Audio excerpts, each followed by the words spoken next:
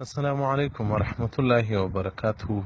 د جناب محمد صلی الله علیه و آله و صحبه وسلم څخه روایت دی چې رسول الله صلی الله علیه وسلم بارک وایي د سهار سنت کور کوي. رسول الله صلی الله علیه وسلم وایي که چا د سهار 2 رکعت سنت کور وکول، الله جل جلاله به رزق پراخ کړي او د ده د اهل په مابینځ کې به دا منازعې او جګړې ختمې شي او الله جل جلاله به اخر خاتمه پر ایمان باندې ور نصیب کړي. حدیث امام تحوی فاصل تحتوي على المراكل الفلاح صفات 450 کتاب الصلاة باب ادراک الفریضه کې ذکر کړی دی. محترمینو، سهار وختي راپورته کېږي، سنت کور کوي، بیا ځي په مسجد کې د امام سره لمونځ کوي.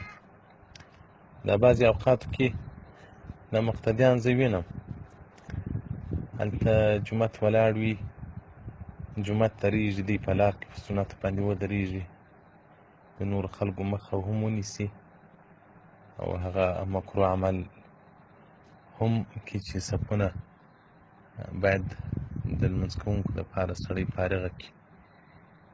نو فقهای کرام وایي که سړي سنت کول په مسجد کې نو هلته په یو کونج کې دې وکړي. نو ښه خبره دا ده محترمه، کور یې کوئ. والسلام علیکم ورحمة الله وبرکاته.